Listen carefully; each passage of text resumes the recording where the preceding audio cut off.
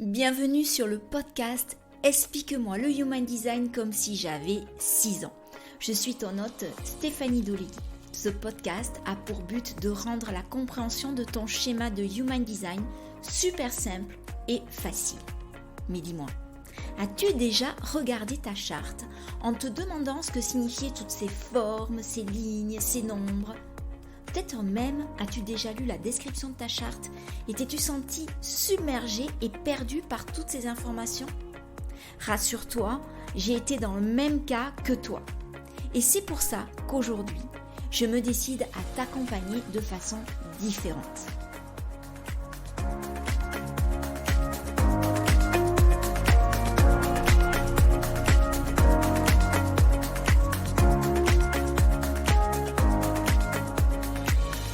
Parlons aujourd'hui de stratégie. J'ai voulu consacrer un épisode entier à la stratégie parce que c'est un des 3 piliers essentiels quand on débute en Human Design. Les 3 piliers essentiels, je le rappelle, sont le type énergétique, la stratégie et l'autorité. La stratégie, elle décrit la meilleure façon pour toi de faire bouger les choses dans ta vie, qu'elles soient grandes ou petites. Il y a tellement de gens dans ton entourage qui disent comment réussir, comment créer du succès, comment faire ci, comment faire ça. Peut-être que t'es comme moi, t'as essayé de suivre leurs conseils, t'as commencé par les conseils de tes proches, de tes professeurs qui t'ont dicté quoi prendre comme filière pour avoir une chance de réussir ta carrière pro, ou peut-être que t'as échoué dans cette voie et que tu penses encore qu'il y a quelque chose qui cloche chez toi. La réponse est non. Et la réalité, c'est que tu n'as pas utilisé la méthode qui correspondait à qui tu es vraiment. Parce que le monde, il a tendance à nous mettre dans des cases, à nous coller des étiquettes et à nous fondre dans le moule. Et ça, on n'y peut rien, ça fait partie du conditionnement de la société. En fait, la seule façon de s'en sortir de ce conditionnement, c'est d'en prendre déjà, premièrement, conscience. Le monde, il a appris à nous forcer les choses, à défoncer les portes pour obtenir des opportunités de carrière, avec des slogans tels que tu travailleras dur et tu obtiendras ce que tu voudras, mais il faudra vraiment travailler dur. Voilà, c'est souvent dans la souffrance et dans la résistance que ça se passe. Et si ça se passe comme ça, si ça se passe pas comme ça, pardon, c'est suspect. Ça paraît suspect pour les gens qui t'entourent. Mais ça, c'est l'ancien paradigme. Le nouveau paradigme prend en compte son fonctionnement énergétique. Et lorsqu'on vit sa vie en faisant attention justement à notre fonctionnement énergétique, il y a des opportunités qui s'offrent à nous de façon beaucoup plus fluide et beaucoup plus facile, de façon aisée. Les choses se mettent en place avec beaucoup moins d'efforts. Voilà, on a l'impression que c'est plus facile.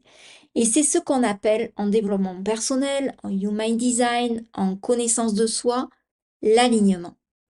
Lorsqu'on ne respecte pas sa propre façon de fonctionner, sa propre énergie, on crée, malgré nous, une résistance sur le chemin d'apprentissage. Par exemple, quand je force les choses en tant que projecteur, j'ai l'impression que tout m'échappe. Au lieu d'attirer à moi les choses, les clients, les gens, les opportunités, je les repousse et je les éloigne. Et c'est une façon pour moi de me rendre compte que je me désaligne complètement. C'est mon drapeau rouge qui se lève et qui dit « Eh oh, réajuste-toi là, pose-toi les bonnes questions. Si les gens viennent pas à toi, c'est que tu ne dégages pas l'essence de qui tu es. Et qui tu es quand tu es projecteur, c'est justement lâcher prise, c'est hyper important. Donc si j'adopte une manière de fonctionner qui n'est pas la mienne et que je me cale sur un autre fonctionnement énergétique, alors là, pour le coup, je vais attirer le contraire de ce que je veux.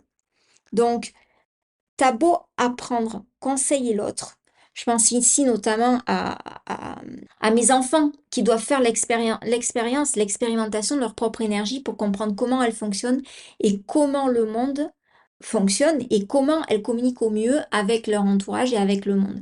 Moi, je suis entourée de générateurs et honnêtement, je n'ai pas la même stratégie qu'eux. Et ça, je l'ai compris, j'aurais aimé le comprendre plus tôt parce que j'aurais apporté beaucoup plus de fluidité dans la façon d'expliquer les choses et dans la façon de les amener à l'autonomie. L'univers, en fait, il veut juste qu'on soit nous-mêmes. Son rôle, c'est de nous encourager dans cette voie.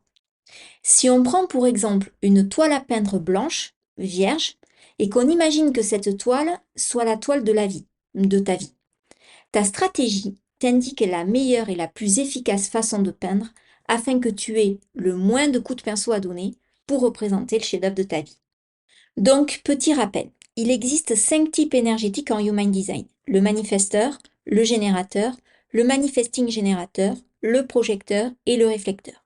Chaque type a une stratégie qui lui est propre.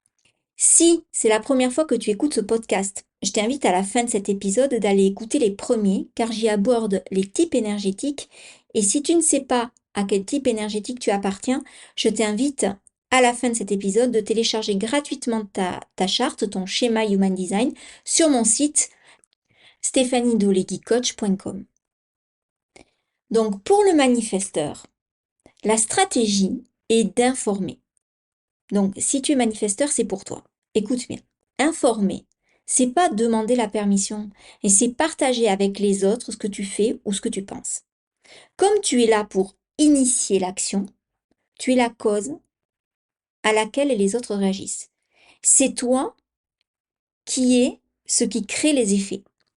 Donc, pour tout le monde, ça semble non seulement évident, mais très facile, sauf pour le manifesteur. Car le conditionnement de la société ne t'a pas appris à briller et t'a plutôt éduqué en baissant le volume, en tamisant ta lumière.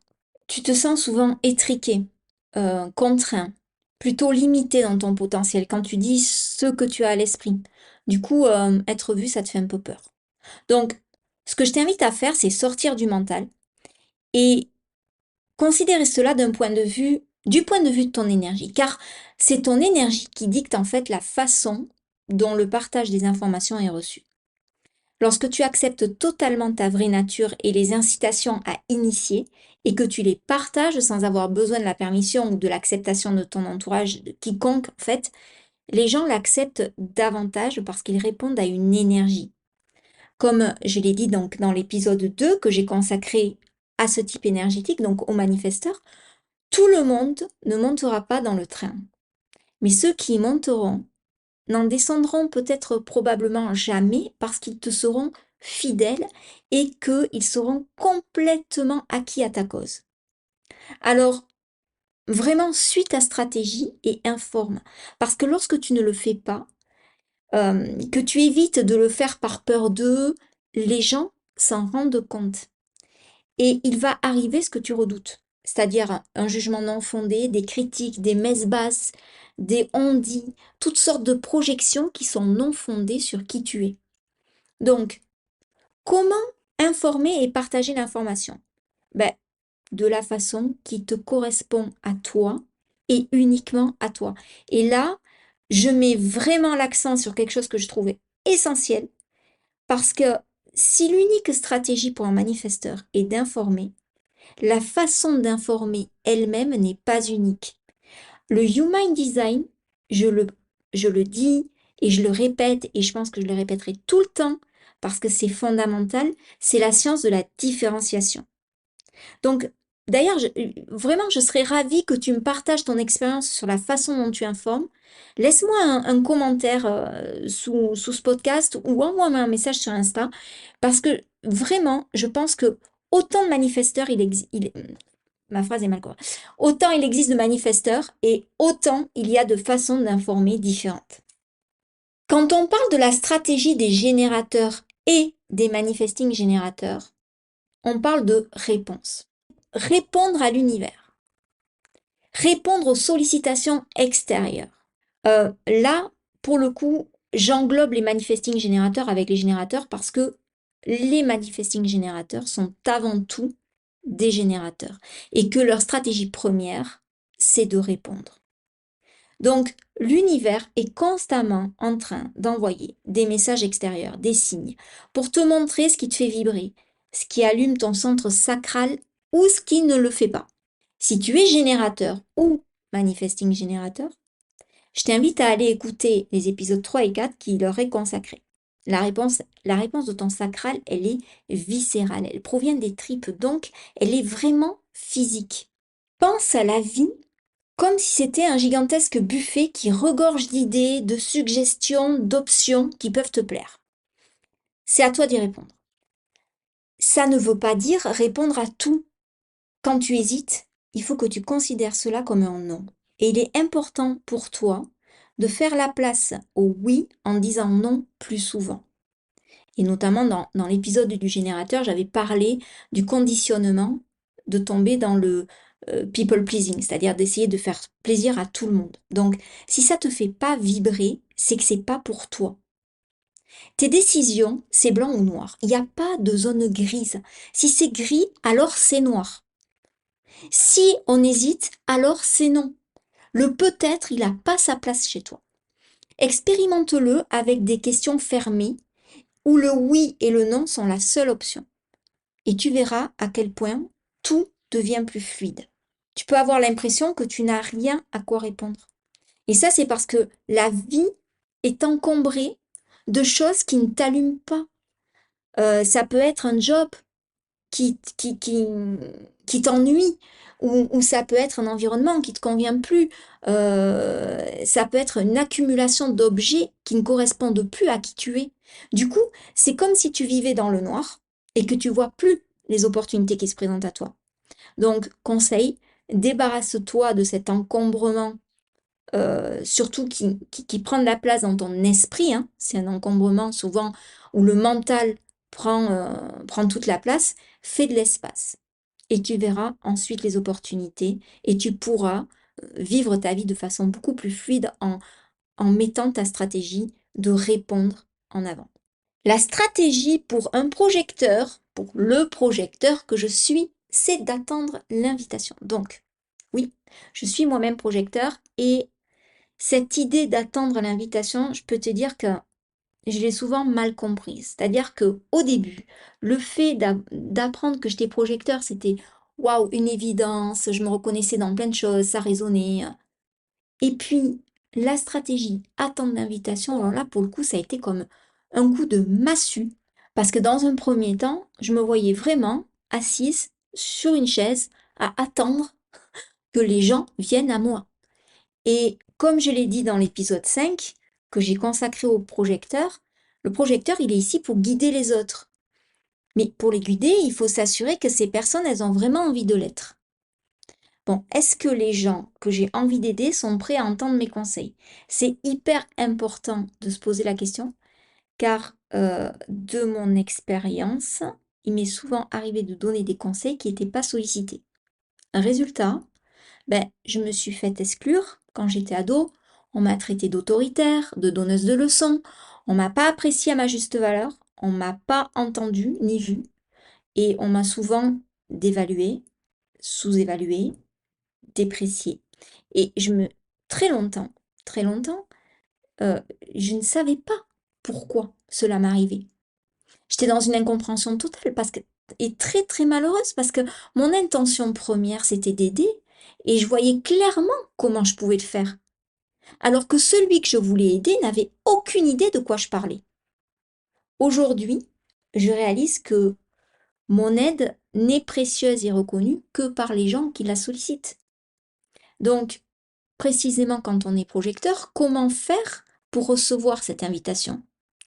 Alors, je t'avoue, je l'expérimente au quotidien et j'essaye de m'ajuster avec ça pour vivre avec plus de fluidité. C'est pas évident, c'est loin d'être évident. Mais en fait, ce que j'ai réalisé, c'est qu'il faut reconnaître sa propre lumière et s'autoriser à briller. Et ça, c'est très dur pour un projecteur, car l'idée même d'un projecteur, dans tous les sens du terme, hein, c'est de mettre la lumière sur l'autre. Donc, quand on met la lumière sur l'autre, c'est difficile de se voir soi. Et en plus, si on ne montre pas à l'autre notre zone de génie, il ne sera pas en mesure de la voir, de la reconnaître, de nous demander de l'aide. Donc c'est très ambivalent. C'est-à-dire que, ou ambigu, je ne sais pas quel est le bon mot, mais voilà, on nous demande d'être reconnu par l'autre, et en même temps, en tant que projecteur, on n'est pas censé se mettre en lumière.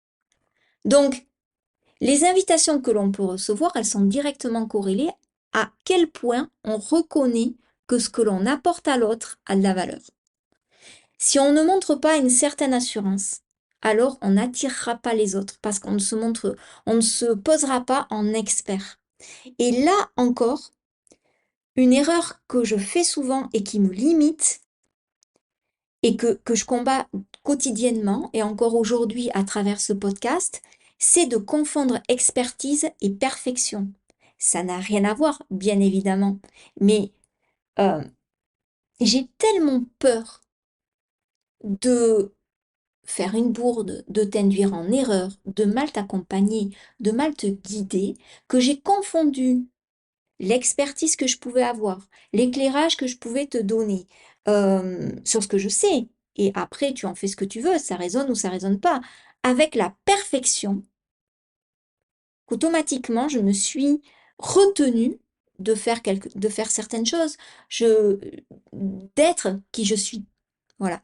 Et je pense que c'est cette mauvaise interprétation liée au conditionnement, hein, au fait qu'on est éduqué comme des générateurs et non pas comme des projecteurs par la société, qui nous incite à faire toujours plus plutôt qu'à être. Et le projecteur, finalement, il n'a pas besoin de faire des tonnes.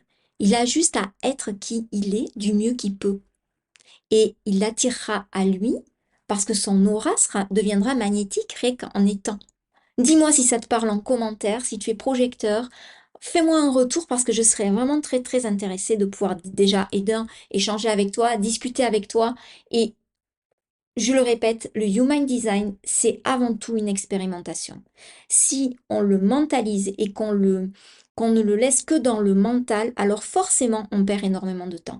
Et je sais de quoi je parle parce que j'ai fait cette erreur de croire que le Human Design, c'était un outil salvateur, que ça allait résoudre tous mes problèmes. Mais en fait, non, le Human Design, il t'aide à résoudre tes problèmes parce que c'est toi qui les résous à la base, quoi. C'est toi l'instrument qui fait du Human Design un outil transformateur. Pour le réflecteur, la stratégie, c'est d'attendre le cycle lunaire de 28 jours. Bon, le réflecteur, j'en ai parlé la semaine dernière. C'est un type énergétique assez rare. Ici, il faut considérer pas tant le fait d'attendre 28 jours, c'est le fait d'attendre. C'est le fait de prendre son temps qui a du bon pour le réflecteur. Donc, si tu es réflecteur, tu as besoin de goûter différentes énergies. Les énergies des lieux, les énergies des gens qui t'entourent, les énergies laissées par les expériences de la vie elle-même. Donc le temps, c'est ton allié et tu ne dois pas céder à la pression de la société qui est toujours pressée et qui demande toujours des prises de décision rapides à te pousser là, à te dire allez, prends ta décision alors que toi, c'est vraiment contraire à ta stratégie. Donc si tu prends une décision trop rapidement sans avoir pris le temps de prendre notamment la température des lieux, d'apprécier les gens qui font partie du projet que tu as envie de mettre en place. Cela va sûrement s'avérer beaucoup moins fluide et naturel que si tu prends ton temps et que tu acceptes que quand est-ce que c'est le bon moment pour toi. C'est ainsi que s'achève cet épisode et j'espère qu'il t'a plu. Je le répète, laisse-moi un commentaire parce que c'est la meilleure façon pour moi de voir que tu reconnais mon travail, que je peux t'aider, que je peux être utile. C'est de cette façon que je vais gagner en visibilité, que je pourrai partager mes connaissances sur le Human Design et mon expérimentation au plus grand nombre. Prends une photo de toi qui écoute ce podcast, tague-moi sur Instagram, envoie-moi un message, partage-moi ton expérience. Abonne-toi pour ne rien louper des épisodes à venir. La semaine prochaine, nous allons commencer la série sur les autorités et je te prépare une surprise, car j'adore les surprises et que c'est bientôt la fin de l'année. Qui dit fin d'année dit Noël. Comment prendre des décisions alignées à qui on est vraiment? Vaste sujet, mais j'ai tellement hâte. Alors je te dis à la semaine prochaine et je te souhaite la plus merveilleuse des semaines qui soient.